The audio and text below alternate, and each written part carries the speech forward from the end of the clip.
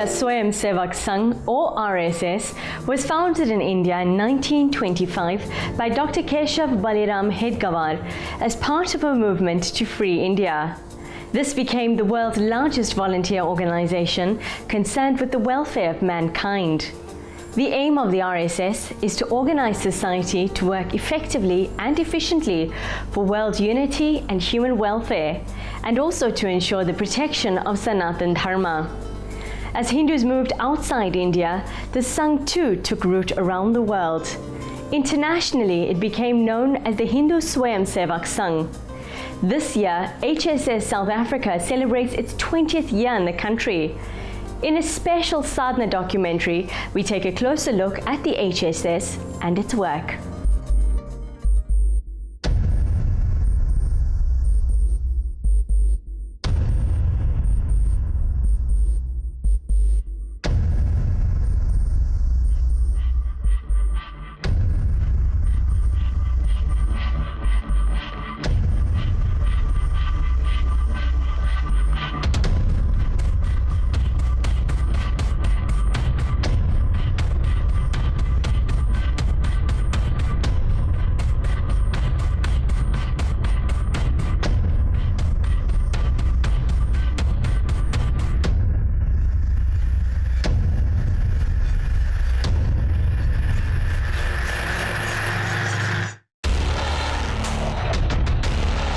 The Rashtriya Swayam Sevak Sangh was formed by Dr. Keshav Baliram Hedgawar in 1925, initially as a national volunteer organization to free India from British colonial rule. Today, the RSS is said to be the largest volunteer-based organization in the world, with more than 8 million registered members in India alone. In Bharat, it's known as RSS. All over the world, it's known Hindu Swayam Sevak Sangh. Is a national volunteer movement, and its aim is perhaps different, or its methodology is perhaps different from all other Hindu organizations. Most other Hindu organizations are religiously based, spiritually inclined. Ours is a socio-cultural organization. You must understand the context or the time in history in India, or we refer to as Bharat, when RSS started. It was in 1925, before independence. Dr. Keshav Baliram Hedgawar, he was a freedom fighter, and while he was trying to get India's independence, he realized at that stage, after independence, the Indian society was so disorganized, in so much of chaos. Post-independence, how will they organize themselves, and what will be the real welfare of the society?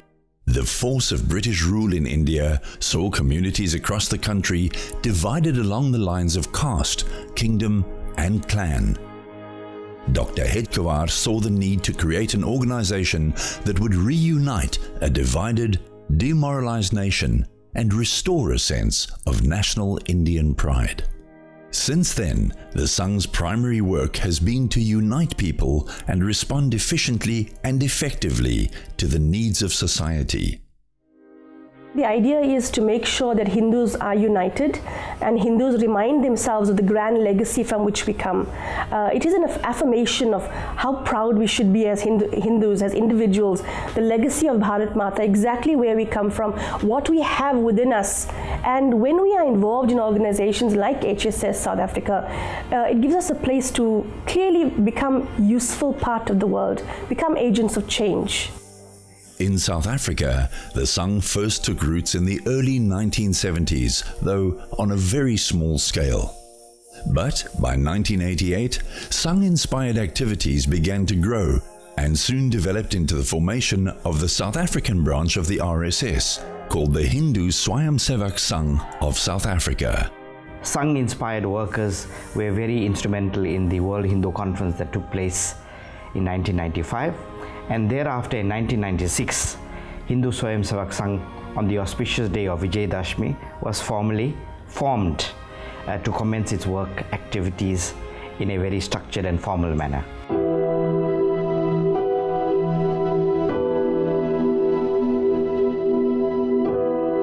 But Nelson Mandela being released from prison, it was an opportune moment for us to host him as Hindus. So they organized where every Hindu from all the sects in society got together.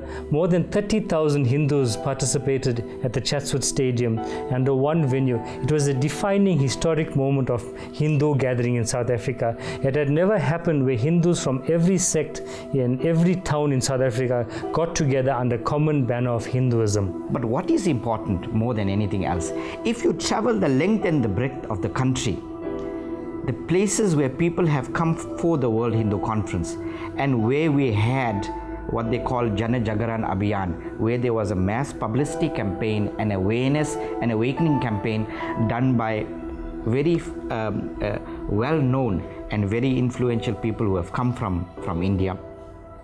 We find in those areas, those organizations and forums that have been formed to consolidate society remain active until today.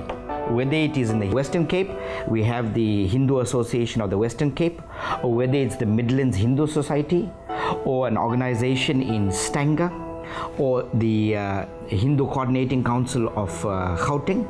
All these have been inspired by the World Hindu Conference mobilization that took place. I know that personally because we were directly involved in it, and we worry less about the 42,000 people that came. We worry more about the lasting effects and legacy of the World Hindu Conference, which was about building the Hindu community so that as a consolidated society they can build the South African society.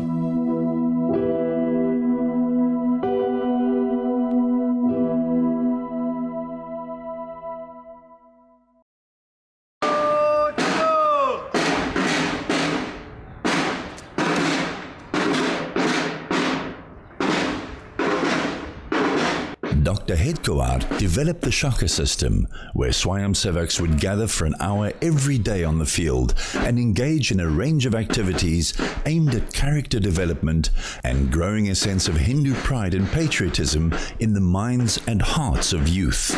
To this day, the Shaka system still plays an integral role in the Sangh. We started shakas all over South Africa. So we have shakas running in all over South Africa where we train Hindu leaders. We have had thousands of Hindu youth come through our programs, our training camps, our daily or weekly activities, and we find our Swayamsevaks contributing in all parts of society, professionally, socially. Some of them have given a lot of time, individual time on a full-time basis to serve the Hindu society, and our work is grassroots level. So we do not operate from temples or big halls, but our work is the feel of society.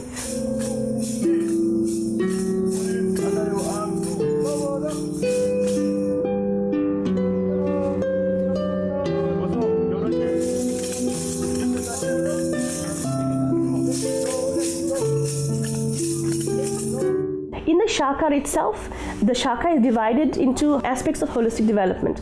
So we do Geet, singing of traditional songs together, play traditional games together. You know, we somehow have forgotten about, and we've gotten so used to the so-called Western board games that we've forgotten about games that come down since so many years, that we start to now play those traditional games, and together we build on our relationships with each other. Together we drop all kinds of negativity, all kinds of airs about who I am, who you are, and we actually just bond and bind each other as happy, healthy Hindu family.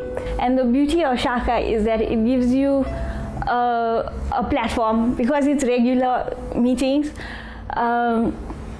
It gives you a platform to improve. Every time you can do better than you did the last time.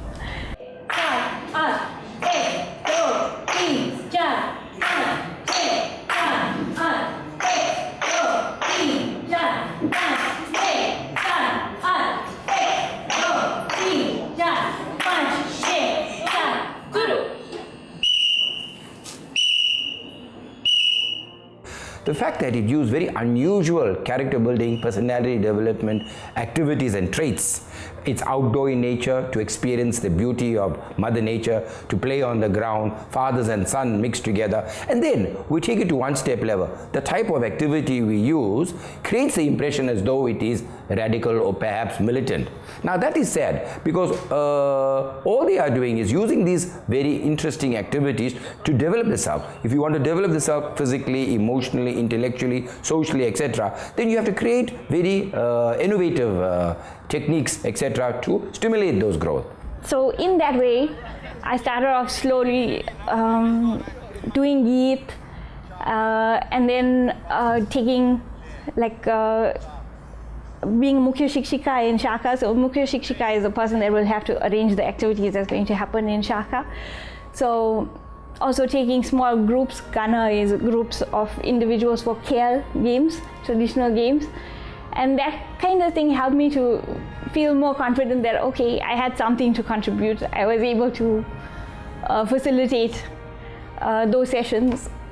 And if I didn't do it so well this time, okay, I have ways to improve the next time. And because you have role models in the organization, because it's got a long history of, very capable individuals, very amazing individuals that you can look up to and see the strategies that they use, and you can incorporate those and you can grow.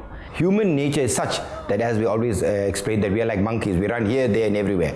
And as a result, we waste our energies, we lose our sense of objective.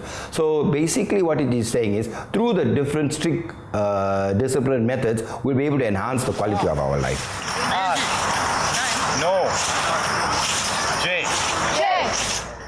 Aside from the lofty ideals and the strong discipline, our shakas are very happy and have opportunity or platform for us to have fun and games. Our games are designed or a very character building or tools to build people's character, but the spirit and the joy in which it's conducted, it's really, really important, and it attracts a lot of the Hindu youth to our shakas.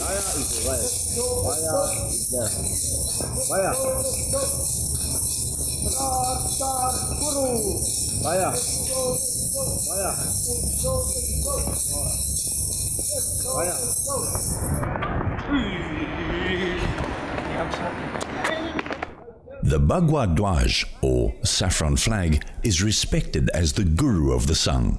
The saffron color denotes sacrifice, and it is also said to symbolize Hinduism's rich cultural heritage.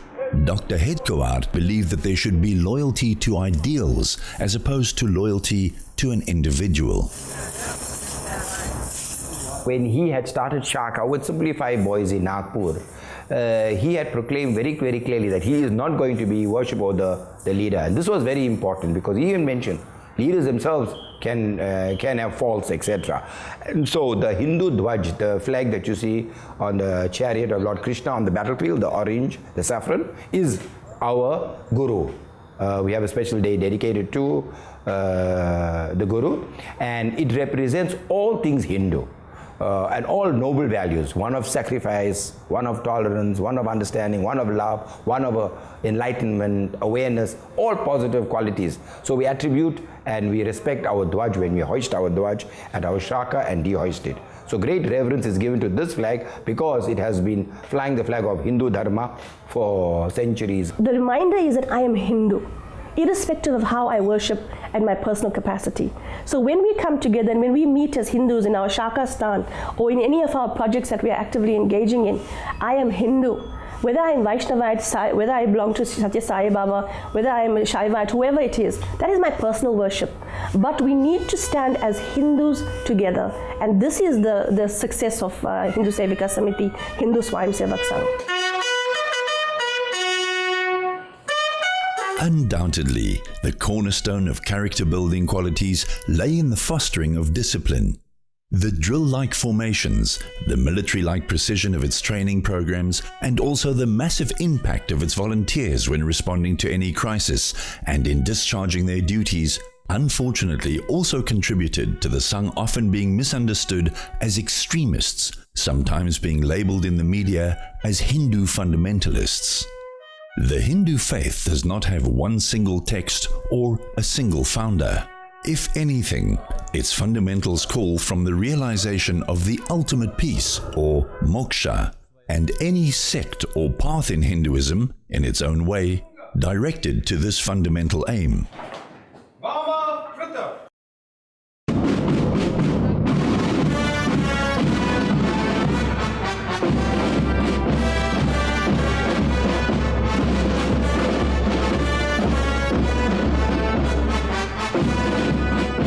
The thought of thinking within that strict discipline is vast. One is encouraged to think. So let's not constantly we label ourselves as that if we are disciplinary, then we are an army organization. Actually, my personal experience is it has been phenomenally thought-provoking, deep in understanding the nature of life and to understand the discipline of life. So the cornerstone of RSS is the Hindu workers that it worked through. So Dr. G always said that the most important person of the society is the people that belong to the society. He invested all his time to developing people with character that will go on to serve the RSS on a full-time voluntary basis for the rest of their lives.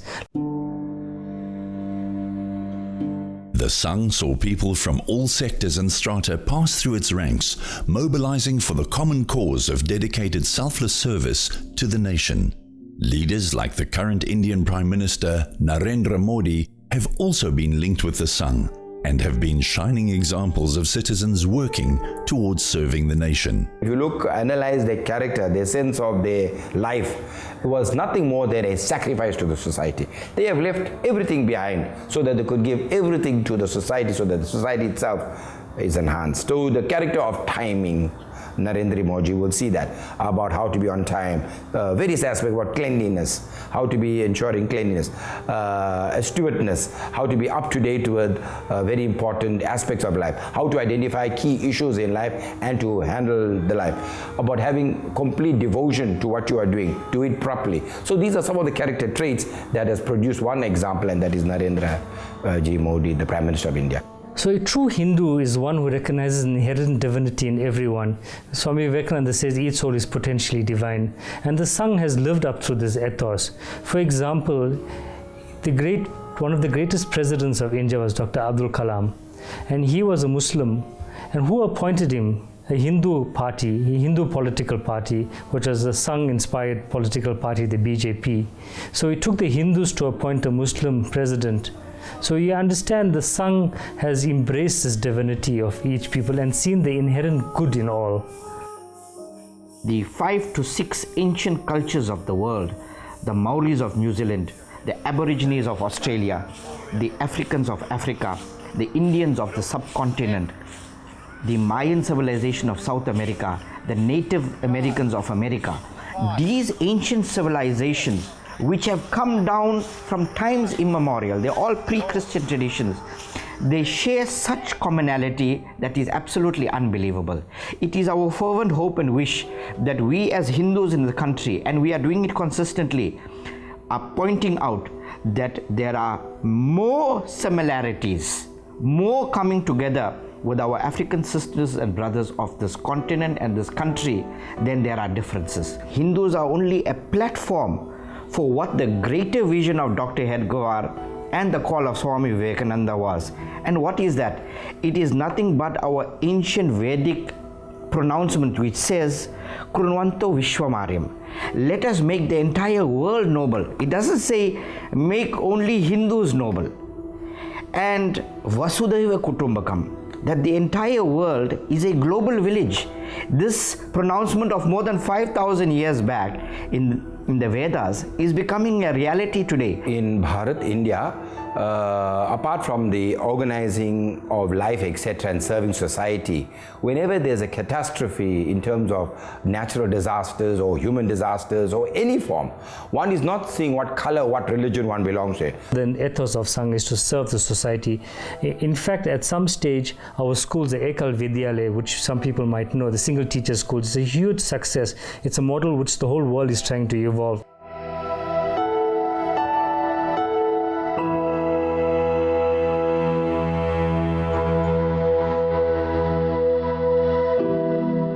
HSS, okay, let's look at it in terms of Rashtra Sevika Samiti, which is the founding organization in Bharat, the female organization I'm referring to now.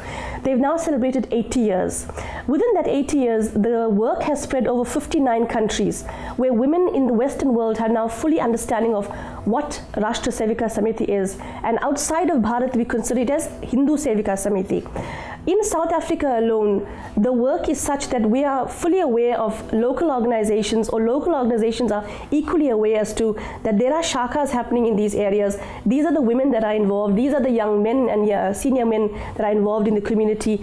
We are actively involved in social projects, actively involved in educational projects on a weekly basis, monthly basis. So we are being part of the solution within any community that we are, and that is the strength and that is the inspiration that comes from networking with Hindu organizations. So in many instances, we're not duplicating, but we're making sure that we are taking care of maximum individuals. The work of the RSS, forget about in India, across the globe, is absolutely phenomenal. From eye clinics to healthcare to the forest dwellers to one teacher schools, they have literally inspired, as an organization, they have inspired hundreds and thousands of people to form other organizations to do work according to their own temperaments. Through interaction, positive interaction with individuals, you can raise your consciousness. You can raise the level at which you operate. You can realize your value through different activities also. The Sangh in South Africa celebrates its 20th anniversary in 2017. Over the years, it has gone about its work silently, with a strong focus on responding to a need when and where it happens. If this whole world is accept this ideology, Vasudhaiva Kutumbakam, no need of war, no need of any conflicts. So the key idea is to assess where we are at this point in time and some key pointers as to where we can go. So the 20 years this year is a good reflection as to where we are at this point in time. An amazing achievement which we have done in the recent few months is hosting the Prime Minister of India in a public gathering. Our Swayamsevak silently facilitated and coordinated the whole public program, and for that the training and the sacrifices which the Sangh has imbibed in all of us has made it to be a successful program. Hindu Swayamsevak Sangh is celebrating their 20 years. As I mentioned, Hindu Sevika Samiti had started with Hindu Swayamsevak Sangh as family shakas in the beginning, and since 1999, Hindu Sevika Samiti has now completely separate yet supportive and running parallel to each other. The Swayamsevak Sangh is doing phenomenal work in the community. Your personal growth is your own responsibility, and definitely our Hindu religion, all our scriptures have so much to offer in how to raise your level so that you can live your best life. The Sangh's basic principle is door to door and heart to heart. Each one teach one. We should make a difference in at least one person's life where we live and where we are. The Rashtriya Swayamsevak Sangh was born out of the ideal of selfless service to India. With globalization and the movement of Indians to all corners of the globe, this ideology of selfless service also spread around the world.